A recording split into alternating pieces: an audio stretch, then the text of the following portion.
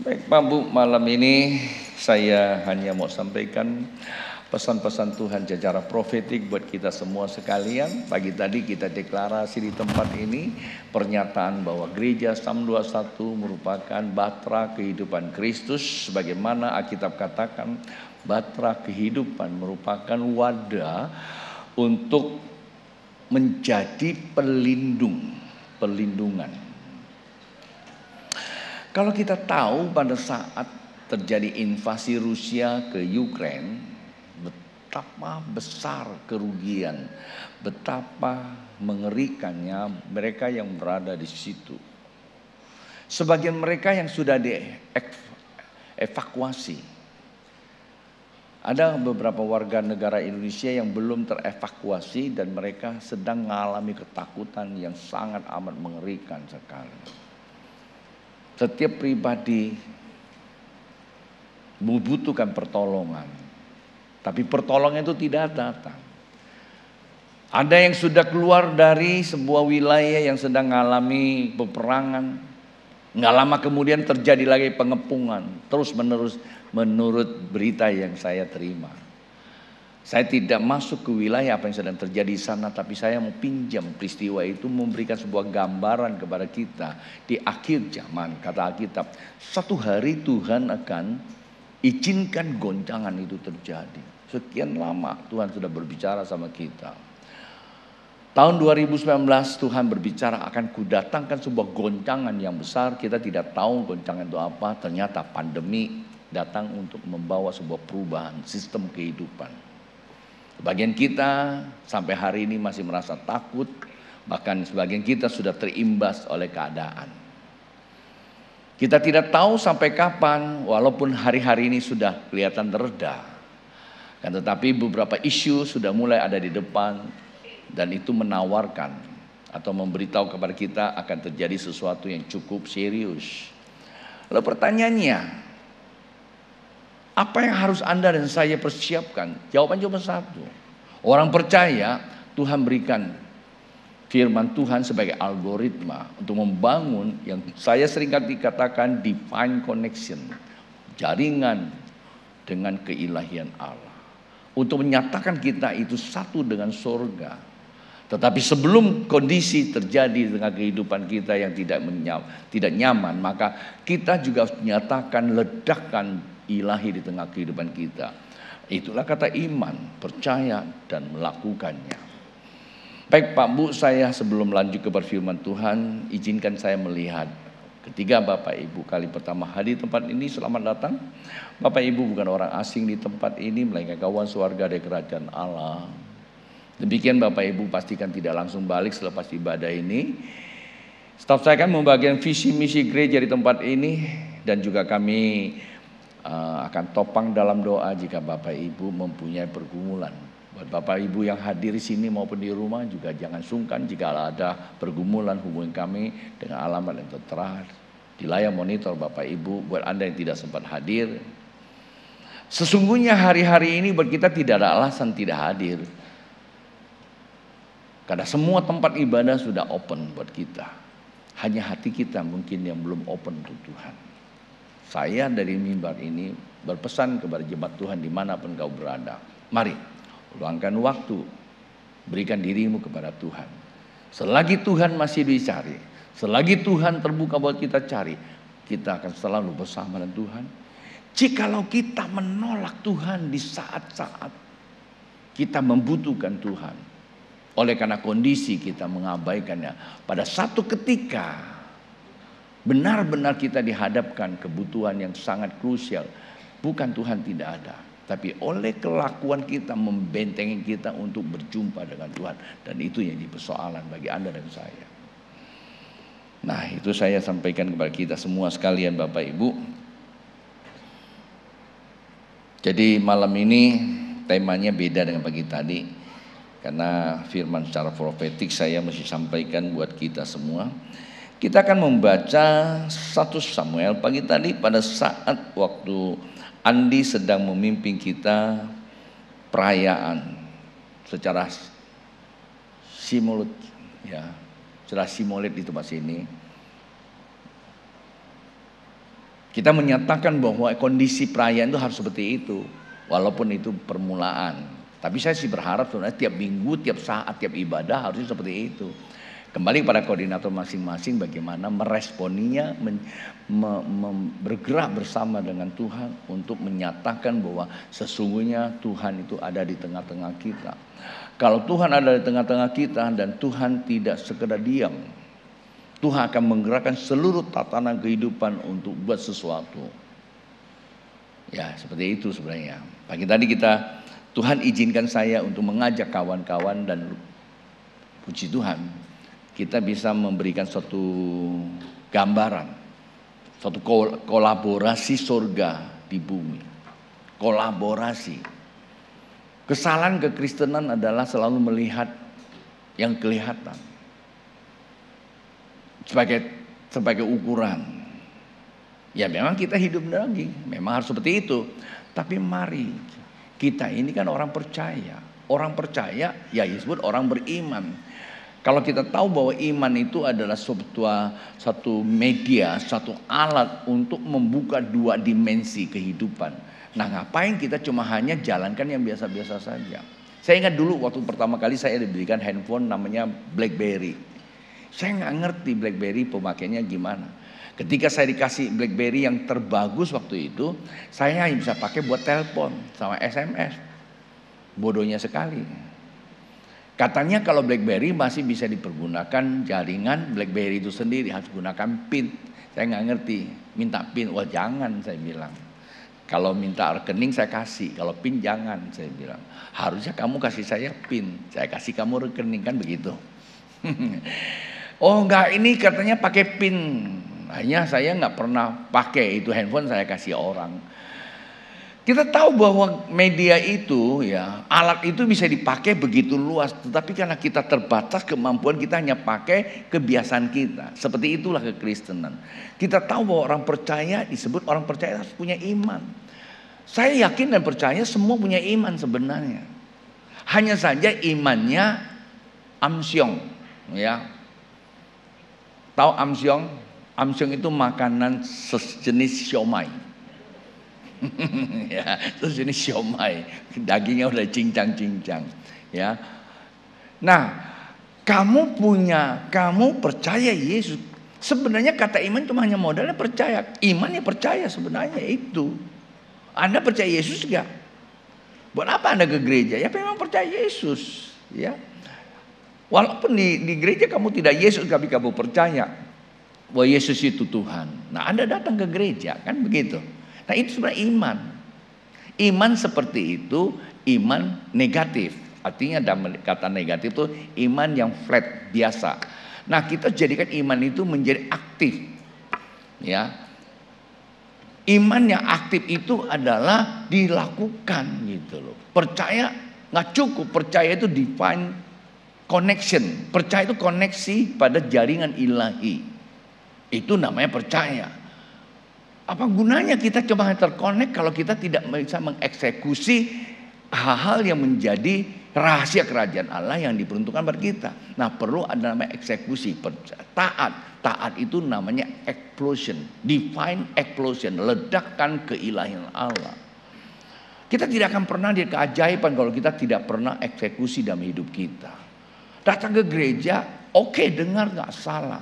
Tapi jangan jadikan kita itu pasif. Allah kita kan Allah kreatif. Kata Allah itu apa? Kreatif. Pencipta kan? Allah kita itu pencipta. Maka dikatakan Allah itu adalah pencipta. Kita ini makhluk. Makhluk itu ciptaannya. Allah pencipta, kita ciptaannya. Maka kita ini disebut sel delamik. Sel delamik artinya serupa dengan sang pencipta. Selnya yang sama, DNA kita yang sama. Maka bahasa asli sel delamik, kurang lebih begitu. Salah ya maafin saya bukan ahli bahasa Ibrani. Ya, sel. Ya, ada itu kata sel. Antara kita dan Tuhan itu adalah serupa. Kata serupa itu mempunyai algoritma yang sama. Kita diberikan iman. Sehingga kita bisa lakukan segala sesuatu yang tidak mungkin buat orang dunia, tapi mungkin buat orang percaya.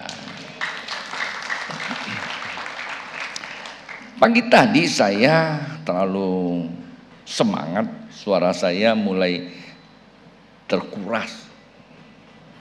Saya punya teman-teman ngerti banget, mereka pelit-pelit kasih suaranya, nggak apa-apa. Nggak ada yang teriak-teriak, hanya Andi pagi tadi saya lihat semangat juga. Andi hadir nggak sore ini? Ya lumayan.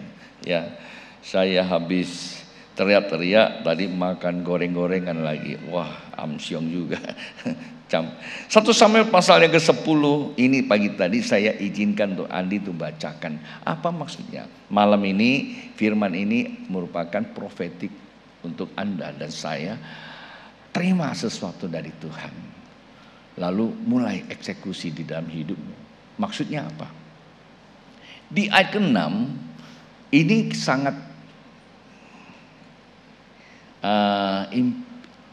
sangat memberikan saya memberikan satu dorongan, sebuah inspiratif gitu. Ketika kita membaca ada inspirasi. Kata inspirasi itu adalah kita langsung masuk ke nafas aslinya. Inspirare bahasa Yunani itu, inspirare itu adalah apa? Sumber nafasnya. Begitu baca langsung kita masuk ke sumber nafasnya.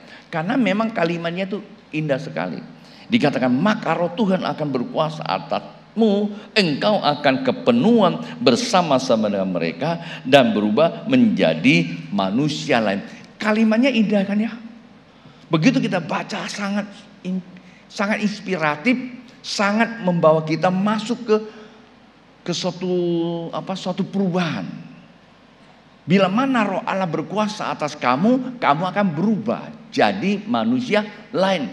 Dengan kata lain menjadi manusia kepunyaan Allah. Karena roh Allah yang berkuasa atas kita. Coba kalau Bapak Ibu pergi ke luar negeri tinggal sana 1 tahun. Anda sudah menguasai bahasa mereka. Begitu Anda menguasai mereka, sebenarnya bukan Anda menguasai mereka. Budaya sana yang menguasai Anda. Kita merasa, saya menguasai bahasa Inggris. Jangan lupa, ketika Anda bisa menguasai bahasa Inggris, budaya Inggris menguasai Anda. Itu otomatis. Paham gak maksud saya? Itu dunia loh. Coba Anda pergi ke Jepang. Saya punya teman, sekolah di sana, orang Indonesia. Berapa tahun kemudian kami ke Jepang, dia menjadi guide kami. Saya bilang, kamu itu kok kayak orang Jepang ya? Dan memang dia bergaul sama orang Jepang, mengerti bahasa Jepang. Bukan saja dia mengerti bahasa, tapi budaya Jepang sudah memenuhi seluruh eksistensi dia, gayanya, ngomongnya. Orang Indonesia, ya, orang Tionghoa. Enggak terlalu biasa bicara seperti itu. Sampai nunduk-nunduk. Udah mulai gaya-gaya mereka. Nah sebenarnya itu kalau Roh Kudus menguasai. Kalau kita bisa berbahasa roh. Kita dipenuhi roh. Kita bukan saja bisa berbahasa roh. Tapi Roh Kudus menguasai kita. Kita akan menjadi serupa dengan Allah yang hidup. Intinya kan kita perlu bahasa roh kan. Kita suka punya bahasa asing yang lainnya. Tapi itu kan hanya bahasa pengantar antar manusia. Bahasa roh bukan bahasa antar manusia. Bahasa roh itu digunakan untuk kita berhubungan dengan Allah. Bukan hubungan sesama. Kalau Anda masuk ke satu daerah orang semua bahasa roh, gak usah pusingin, ngapain. Dia bukan lagi bicara sama kamu kok. Tapi herannya kita suka usil gitu ya, terganggu. Ngomong apa itu? Tanpa sadari Anda sedang menyinggung perasaan Tuhan. Padahal Tuhan sedang nikmati bahasa itu. Anda tiba-tiba mengejek. Padahal Anda butuh dia. Kira-kira seperti itu kan? Kalau saya lagi dengar seseorang lagi bicara, kamu tidak ngerti tapi saya ngerti. Saya nikmati bahasa dia. Tiba-tiba Anda datang lalu mengeluarkan sebuah kutipan. Anda nggak ngomong tapi hatimu bicara. Saya tahu, ganggu, saya nikmati. Paham nggak maksud saya? Kalau saya itu bisa mengerti seperti itu, saya terganggu. Betul kan? Kan seperti itu. Bahasa roh itu kan tujuan kepada Tuhan. Nah, sebenarnya ini sedang bicara apa Pak Bu? Ini sedang bicara tentang Saul. Saul adalah manusia yang biasa, rakyat jelata, ditugaskan oleh keluarganya untuk mencari domba yang hilang. Bukan, nggak ada hubungan dengan apa tipologi tentang penginjilan. Bukan, ini biasa, hidup biasa. Dicela dia lagi jalan tetapi memiliki figur yang mempunyai standar buat orang saat itu, dia bisa jadi raja. Kalau istilah saya, dia terjebak kepada satu keadaan sehingga disitulah dia langsung diurapi jadi raja. Ini namanya durian runtuh kan. Ini kisahnya seperti itu. Enggak ada pemilu, enggak ada persiapan ini dan itu, enggak ada. Dia lagi jalan aja cari domba. Tahu-tahu dia masuk ke satu daerah, ketemu Samuel. Ini orang memang betul punya standar. Dari potongan, dari semuanya memang inilah tipikal seorang raja. Dan diurapi. Begini, dengar baik. Bagi Tuhan, nggak memerlukan standar spesial. Manusia memang punya, Tuhan nggak perlu. Mau tinggi, oke. Mau pendek juga oke. Mau besar, mau kecil, nggak ada masalah. Nggak usah kalau yang besar lalu ngecilin kecil supaya kelihatannya indah di hadirat Allah. Nggak usah. Kalau udah besar, besar aja lah. Nikmati aja. Tapi kalau kurang yakin ya boleh juga sih dikecilin sedikit gitu. Kalau bisa. Tapi kalau udah kecil ya kecil aja, nggak usah dibesarin. Nikmati aja. Yang penting enjoy dan sehat. Intinya gitu. Di hadirat Allah kita nggak perlu macam-macam. Tetapi pada saat waktu dia mengalami sebuah kondisi. Nah ini saya bilang kondisi. Bahasa tekniknya yang terjebak. Ya, energi terjebak menjadi materi gitu loh. Padahal sebenarnya yang benar itu dalam bahasa teknik mekanikal itu namanya kondisi. Maka ada namanya conditioning, air conditioning kayak gitu loh ya. Udara yang dikondisi menjadi dingin karena ada wadah pendinginnya. Nah dia lagi jalan tiba-tiba terkondisi jadi seorang raja. Standar seorang raja dia harus mengalami sebuah perubahan. Maka dikatakan perubahan itu hanya bisa terjadi Tuhan yang mengubah, bukan kita mau berubah. Bukan kemampuan dana kita, keuangan kita, kemampuan kita, bukan.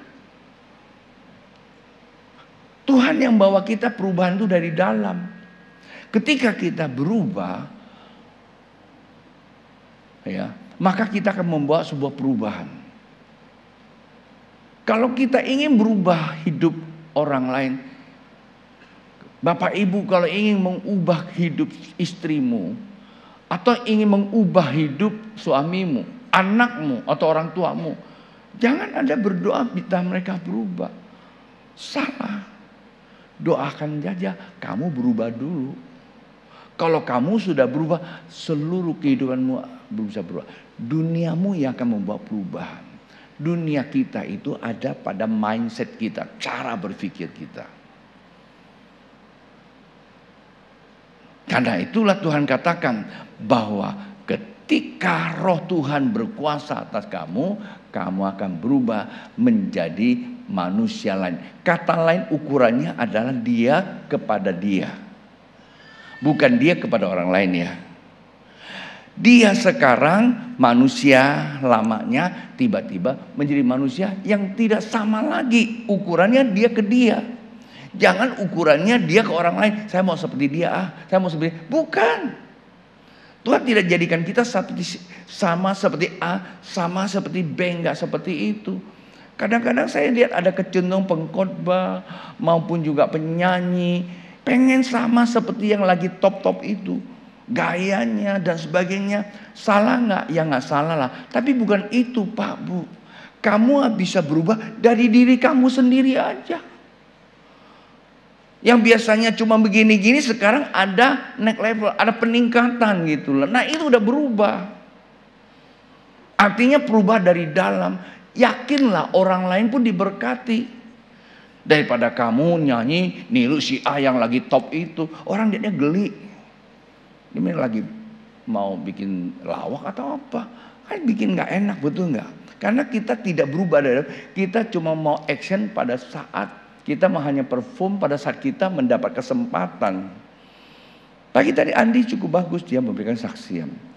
Rata-rata kita pengen mau ubah orang, memberikan sebuah perubahan orang lain ikuti kita. Tapi nggak dapat.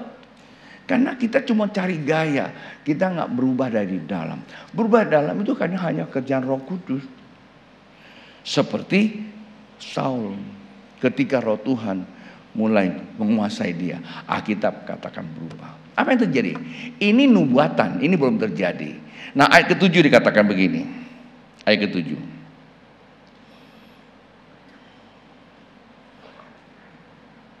Apabila tanda-tanda ini terjadi kepadamu, lakukanlah apa yang dapat oleh tanganmu, sebab Allah menyertai kamu. Karena ini Samuel memberikan firman ketika diurapi, tapi belum terjadi sebenarnya. Ini nubuatan. Lalu ayat keempat, ayat 8. Engkau harus pergi ke Gilgal mendaulat aku dan camkanlah. Aku akan datang kepadamu untuk mempersembahkan korban bakaran dan korban keselamatan. Engkau harus menunggu 7 hari lamanya sampai aku datang kepadamu dan memberitahukan kepadamu apa yang harus kau lakukan. Jadi setelah ada pengurapan masih ada namanya konsekuensi. Ya. Seringkali saya menggunakan istilah konsekuensi logis. Konsekuensi yang memang dasarnya tuh bisa dipikirkan. Kalau kamu ingin sesuatu, konsekuensinya harus kamu sabar. Ya, itu logis ya. Jangan kamu minta lalu paksa. Itu karismatik bringers namanya. Nggak tumpang tangan langsung berubah. Nggak seperti itu. Ada konsekuensinya. Konsekuensinya mungkin sabar. Konsekuensinya mesti korban dulu. Konsekuensinya kadang-kala kita akan mengalami penderitaan. Ada begitu banyak konsekuensi. Itu namanya konsekuensi logis. Nah dia bilang jangan buat apa-apa. Tunggu aku. Ini kan baru saja diurapi nubuatan. Belum terjadi apa-apa. Lalu ayat 9. Sedang ia berpaling untuk pergi meninggalkan Samuel, maka Allah mengubah hatinya menjadi lain dan segala tanda-tanda tersebut itu terjadi pada hari itu juga. Tadi Samuel yang ngomong, belum terjadi. Tuhan akan mengubah hatimu kalau Tuhan hadir di dalammu.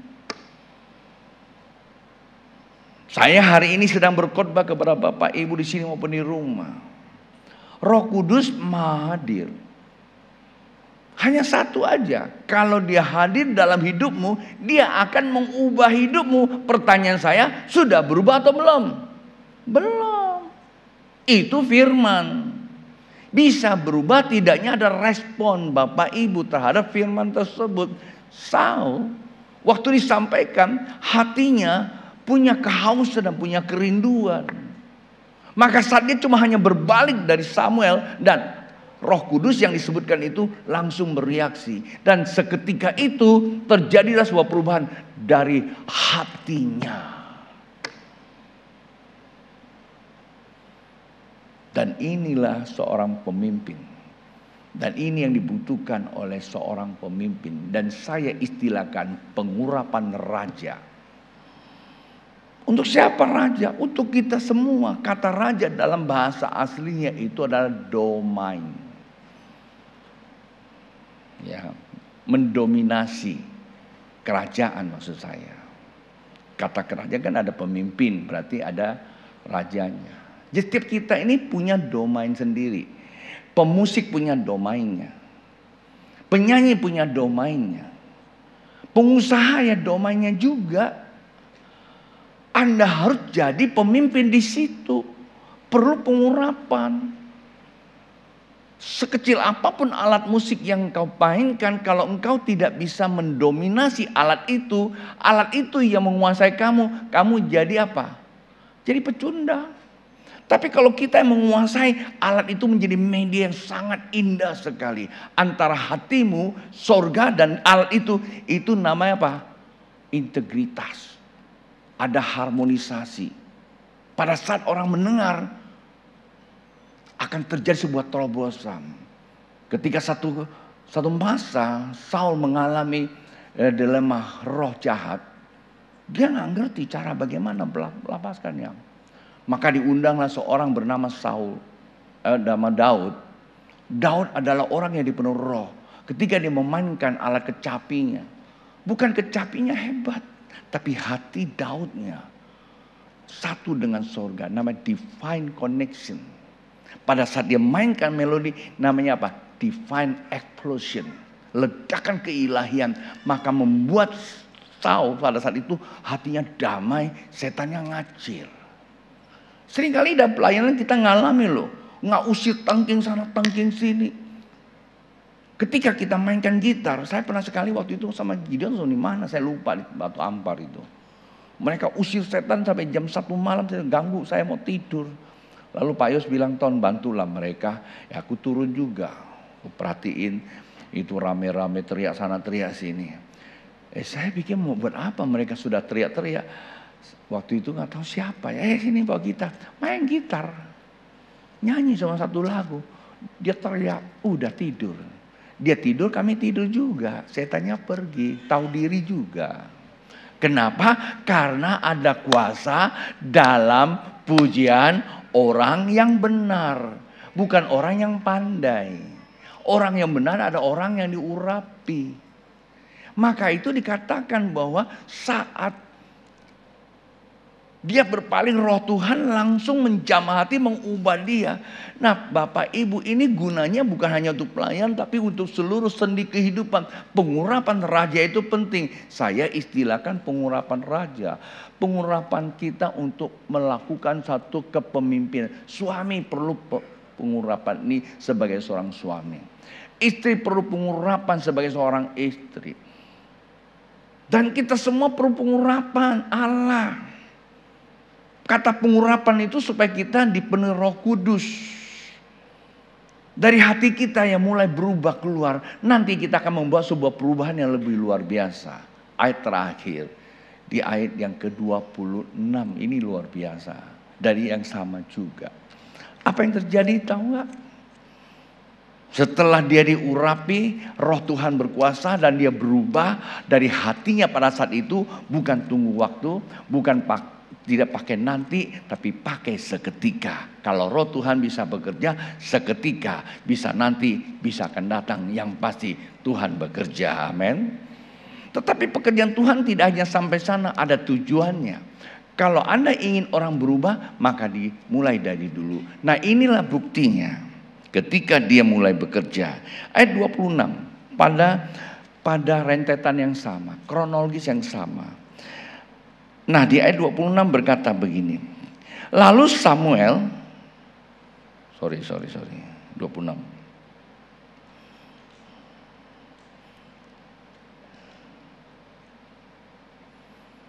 Nah ini kita baca ayat 25 dulu. Kemudian Samuel menguraikan kepada bangsa itu tentang hak-hak kerajaan, menuliskannya pada suatu piagam dan meletakkannya di hadapan Tuhan. Sesudah itu Samuel menyuruh seluruh bangsa itu pulang masing-masing ke rumah. Jadi gini loh, mereka belum pernah mereka punya kerajaan, tapi sifat pada waktu itu teokrasi, kepemimpinan Tuhan. Ya hanya hakim-hakim, tidak ada raja. Ini kali pertama bangsa Israel punya raja, yaitu namanya Saul. Ketika ia diurapi, Alkitab katakan rohnya membawa sebuah perubahan, hatinya sudah berubah dan dia betul-betul sudah sikap perilaku sebagai seorang raja.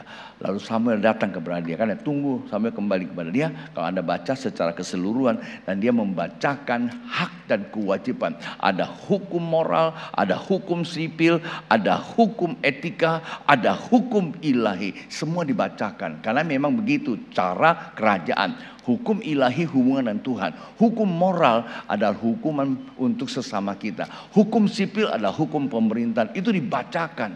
Itu dalam konteks ketuhanan. Lalu mereka pulang katanya. Nah siapa yang pulang? Termasuk Samuel pulang. Saul pulang. Ayat 26. Saul pun pulang ke rumahnya, ke Gibea, dan bersama-sama dengan dia ikut pergi orang yang gagah perkasa, yang hatinya telah digerakkan Allah. Apa yang terjadi? seorang raja yang hatinya diubahkan Tuhan, maka pada saat waktu dia tetapkan sistem pemerintahannya, seketika itu juga hati Tuhan atau karya Tuhan, kuasa Tuhan mengubah orang-orang yang hatinya juga digerakkan Tuhan. Pertanyaannya, dari mana ya dapat itu orangnya? Dari Saulnya sendiri, hatinya berubah. Bapak ingin mau di seluruh rumah orang yang cinta Tuhan? Bukan kamu berdoa, minta Tuhan ubah hati mereka. Ubah hati papa saya, ubah hati nenek saya, ubah hati pembantu saya. Nggak perlu. Ubah hatimu, mereka berubah. Karena mereka ada dalam duniamu. Kalau kita berusaha banyak ngomong, malah terjadi konflik. Saat waktu Saul mendapatkan pengurapan, maka waktu dia menjadi seorang raja, kerajaannya disediakan orang yang hatinya digerak Tuhan. Sehingga mereka dapat mengerjakan apa yang Tuhan minta kerjakannya. Coba Pak Bu, kalau kita punya pengurapan karena hati kita berubah, orang-orang sekitar kita hatinya pun berubah karena gerakan Tuhan. Nggak ada pekerjaan yang tidak selesai. Saya pribadi seringkali ngalami. Anda pikir saya hebat? Enggak ada. Sama seperti Anda Bapak Ibu.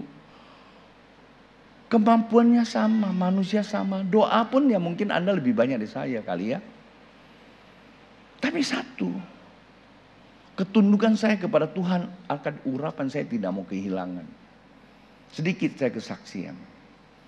Tahun berapa saya dulu lupa. Teman saya dari Jakarta ingin buka cabang di Pontianak perusahaannya. Dan dia butuh seorang mentor. Saya ditunjuk. Tidak usah kerja waktu itu. Hanya nama saya dipakai. Saya pikir kalau pakai nama ya nggak apa-apa. Tapi setelah saya berdoa, kayak nggak mau juga. Kalau gitu istri kamu. Karena dia ingin memberkati saya tanpa kerja loh. Nanti seluruh keuntungan cabang di kota Pontianak akan masuk ke rekening saya. Rekening ibu pasti ya. Boleh nggak? Nggak salah lah, saya pikir kita nggak curi kan. Kita cuma hanya bantu lalu dapat fee gitu loh. Kan nggak salah kan? Salah nggak sih? Nggak salah. Buat saya nggak salah, buat Anda nggak salah. Tapi buat Tuhan masalah. Saya pikir sudah dikasih ke rekeningnya, langsung ditransfer, nggak tahu berapa puluh, saya nggak tahu juga. Pokoknya udah transfer masuk. Dia telepon, bro udah masuk, iya saya nggak tahu. Karena istri saya pegang rekeningnya kan, ya happy juga lah. Tiap jam bisa masuk loh uangnya loh, tergantung berapa penjualannya kan. Lalu tim doa saya, ring satu saya itu kasih tahu saya, Pak saya lihat Bapak mau khotbah tapi jasnya ketinggalan karena gayanya biasa kan pakai jas. Jasnya ketinggalan apa? Bapak tidak naik ke atas mimbar bolak balik. Terus ditanya, loh kok Bapak nggak naik kan udah jam khotbah. Saya bilang jas saya ketinggalan. Di mana? Di Anjungan, di Bukit Doa situ. Padahal Bukit Doanya belum ada. Lalu pergilah mereka pergi ambil. Dari gereja Pontianak sampai sana nggak tahu gimana ceritanya. Dan namanya juga dalam visualisasi kan. Sampai di situ dia temu jas saya. Suami istri ngangkat itu jasnya, nggak angkat-angkat, kok berat banget gitu. Dia tarik-tarik gitu. Akhirnya dia coba tarik kencang, nggak taunya di balik jasnya itu ada emas beku, emas balokan banyak. Habis itu ya dia nggak tahu ngapa, dia kasih tahu saya. Begitu loh Pak, saya dapatkan dari Tuhan. Terima kasih, saya berdoa buat dia, langsung saya telepon ke Jakarta, tolong dong nama istri saya dihapus dari rekeningnya. Rekeningnya dihapus dari kantor kalian. Ada apa? Saya ceritakan. Saya lebih baik kehilangan uang daripada kehilangan urapan. Memang akhirnya saya nggak bisa terima. Saya butuhkan pengurapan. Saya jaga seperti itu Pak Bu. Kayak pagi tadi ada seorang ibu. Ya, dan mereka adalah orang-orang yang berdoa buat saya. Dibilang, Pak saya sudah lihat gereja ini bagaikan pohon. Itu sudah ada ranting-rantingnya. Ada, hanya daunnya nggak ada, buahnya nggak ada. Padahal Tuhan kasih saya lihat pohonnya besar, bunga, buah, daunnya lebat. Artinya kita masih perlu kerja keras. Pagi tadi kita buat simulasi.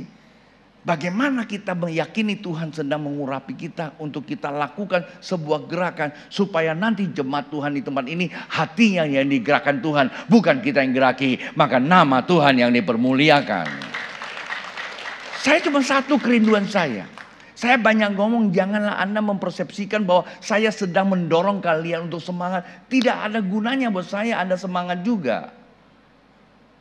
Tapi saya sedang membuka wawasan cara berpikir kita. Bahwa kalau Tuhan yang menggerak hatimu, maka engkau akan mampu mempengaruhi orang lain. Hatinya bergerak bersama dengan kamu dengan sejalan setujuan apa yang engkau kerjakan di duniamu. Maka itu domain kan? Mengerti nggak? Jadi kalau kita yang diurapi, orang lain akan turut diurapi juga. Karena itu namanya impartasi. Maka waktu kita mengadopsi jiwa, kita berdoa, memvisualisasi jiwa-jiwa, kita nggak punya kesulitan. Doa saja nanti tiba-tiba orang itu akan muncul dan membutuhkan Tuhan, Anda tinggal eksekusi doakan dia.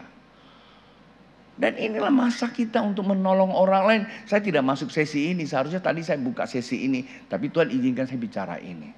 Nah, kata kuncinya adalah pengurapan.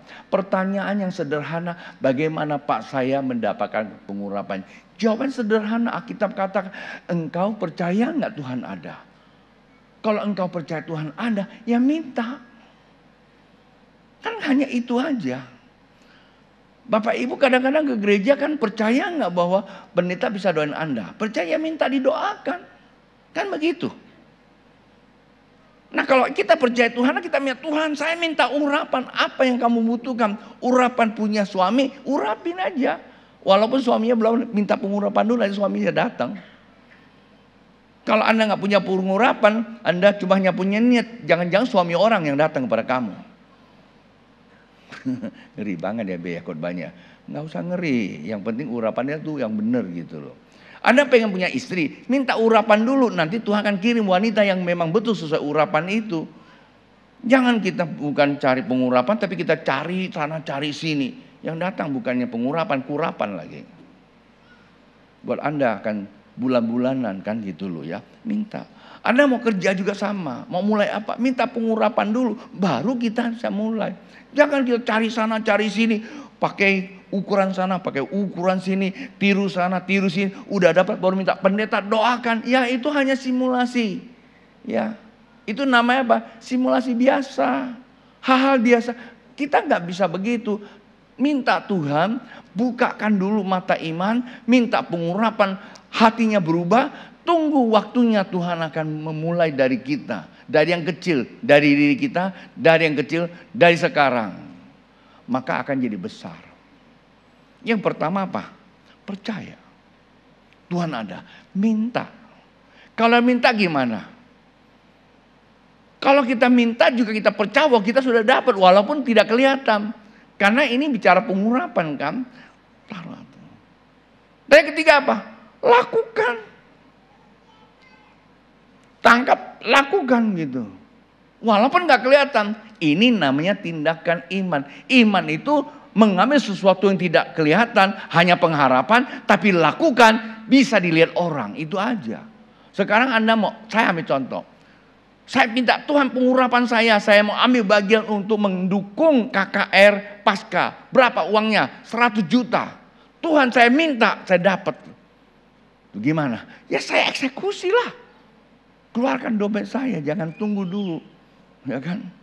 Ketika saya keluarkan dari dompet saya, nanti kamu punya cara kemampuan. Kita bukannya game loh sama Tuhan, bukan loh. Ini bicara iman loh. Ya, bukan game, kasih nanti dikasih besar. Bukan begitu. Waktu kamu berani melakukan iman, kamu jalan, kamu akan lihat seluruh kehidupan kamu berubah. Saya punya seorang teman. Dan dia punya teman lagi bos. Teman saya pendeta. Temannya bos besar. Seketika dia khotbah, akhirnya temannya itu termotivasi, lalu dia keluarkan uang begitu besar untuk menopang teman saya ini pelayanan. Jumlah besar sekali. Apa yang terjadi tahu nggak? Nggak lama kemudian pabriknya kebakar, bangkrut habis. Tolong Tuhan tapi bangkrut. Sedih nggak? Herannya dia nggak marah. teman saya ketakutan, ini kesaksiannya loh. Teman saya ketakutan, dia nolong, pelayanan, pabriknya kebakaran, dia bangkrut. Terus tapi orang ini rajin ke gereja. Teman saya ini penatua lah, kalau bilang teman jadi nggak enak ya. Salah satu penatua di Jakarta.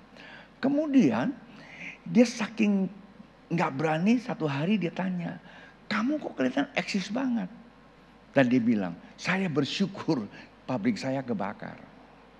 Kalau pabrik saya nggak kebakar, saya sulit mengatur waktu ke gereja. Ketika gereja saya kebakar, sekarang saya bisa selalu ada di gereja. Bantu nyapu-nyapu, bantu betulin segala macam yang bisa saya kerjakan. Dia jadi pekerja di gereja pada bos besar. Tak ada komplain. Ini cerita kesaksian real. Berjalanlah beberapa waktu kemudian, apa yang pernah dia tabur itu semua tuai. Akhirnya Tuhan mempercayakan dia menangani beberapa produk menjadi agen tunggal Indonesia. Seketika dia berubah menjadi konglomerat ada di timur sana. Dan dia memberikan dananya cukup besar. 1 tahun minimal dia kirim 30-40 hamba Tuhan ke Israel. Dan dia yang biayai. Pak Bu, Tuhan tidak pernah ingkar janji. Karena dia yang memulai, dia yang mengenapinya. Itu sebab kita butuh pengurapan. Percaya bahwa Allah yang kita sembah sama seperti Allah yang disembah oleh Saul. Kalau Saul diurapi menjadi manusia lain sehingga dia menarik banyak orang yang hatian digerai Tuhan. Maka saat waktu Anda percaya, Anda diurapi, Tuhan akan memperlengkapi teman bisnis, mitra bisnisnya, keluarganya, orang sekitarnya yang hatinya juga digerai Tuhan yang sama. Sehingga Anda bisa memuliakan Tuhan bersama-sama. Haleluya. Mari bangkit berdiri Bapak Ibu yang dikasihi Tuhan. Katakan, Roh Kudus, Kau hadir di sini. Roh Kudus, Kau hadir di sini. Roh Kudus, ku mengasihimu.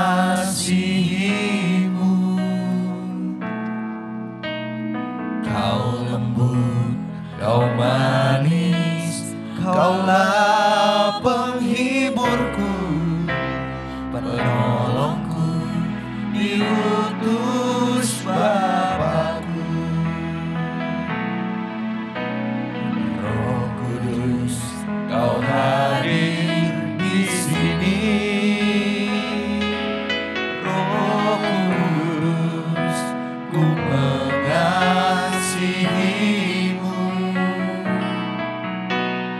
Kau lembut, Kau manis, Kaulah penghiburku, penolongku, diutus Bapakku. Sama-sama katakan.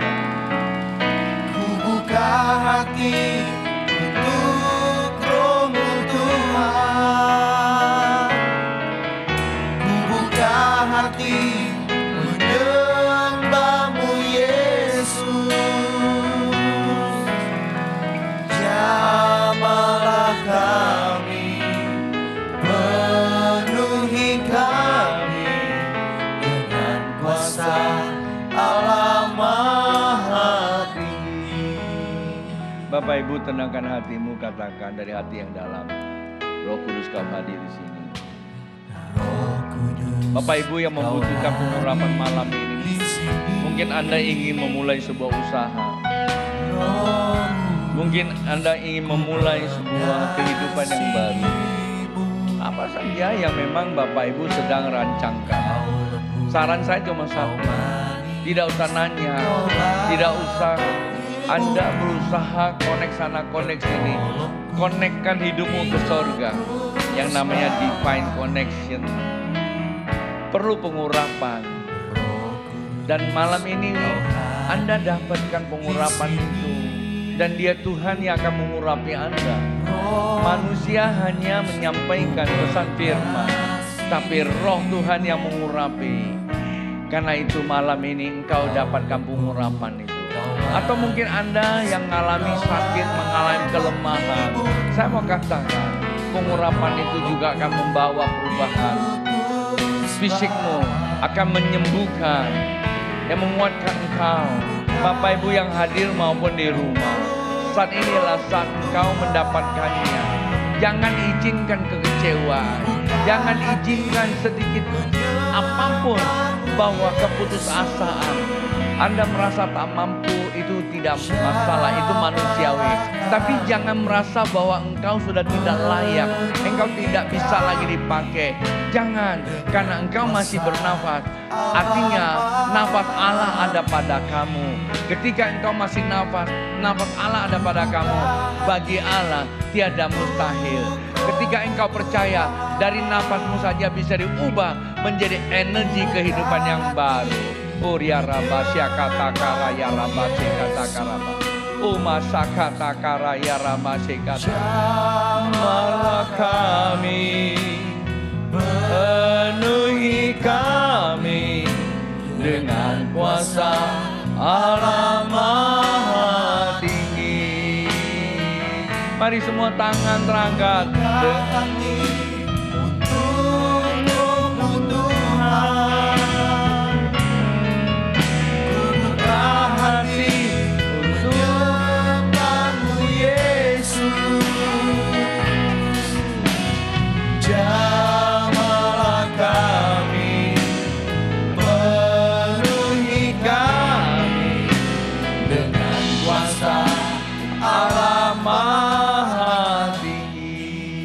Tangan diangkat dengan kuasa Allah Maha Tinggi, Allah Maha Tinggi, kuasa Allah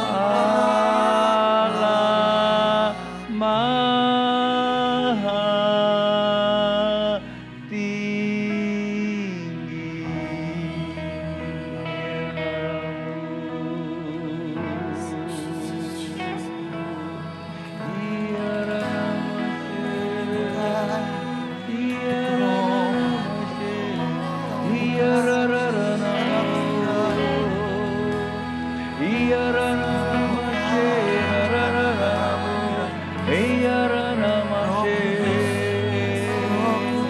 hadirat Allah terbuka di sini. Pengurapannya sedang dicurahkan buat Anda yang memintanya. Minta dari hatimu yang dalam. Ora bashe kakata karaya ramase. Ora ramase ya ramase. Oma ya ramase. Uria rabasa takaraya ramase. Inna la la la la la la la la la la la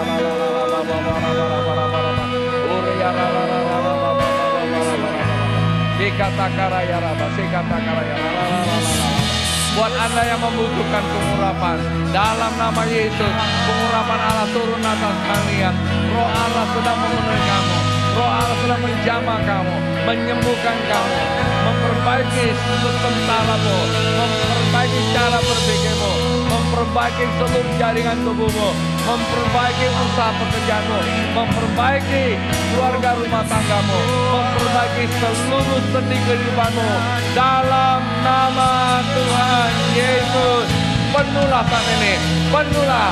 Mulai engkau nyatakan kepada Tuhan, terima kasih Tuhan, urapanmu, terima kasih urapanmu, terima kasih Tuhan buat pengurapanmu, terima kasih buat pengurapanmu. Uria rara rabase kata karaya rabase, oh baba baba kata karaya rara baba baba, je kata karaya rara, enalala, dalam oh raba baba baba baba, oh baba baba baba baba, je la la la la la la la, oh baba baba baba, je kata karaya rara la la la la la, je kata karaya rara la la la la la, baba baba baba baba baba baba baba. Oh baba baba je la la baba baba baba baba. Mama saya katakan raya rara. Tak satu orang pun lewat, setiap pribadi dilawat oleh Tuhan Allah Israel, Yesus Kristus Tuhan. 1, 2, 3 Jamaah, yeah. Oh Baba, kakak Baba, jamaah. Oh Baba,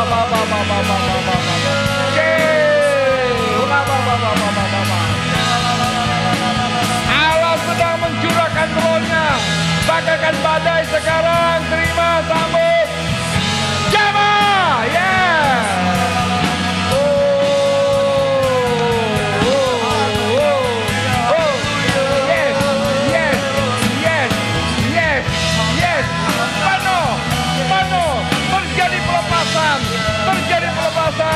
Terjadi kemerdekaan, terjadi pemulihan. Oh,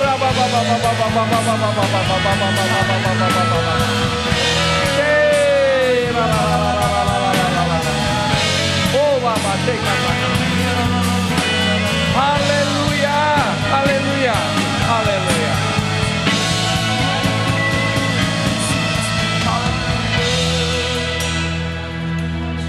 Tuhan Yesus memberkati semua yang percaya. Amin.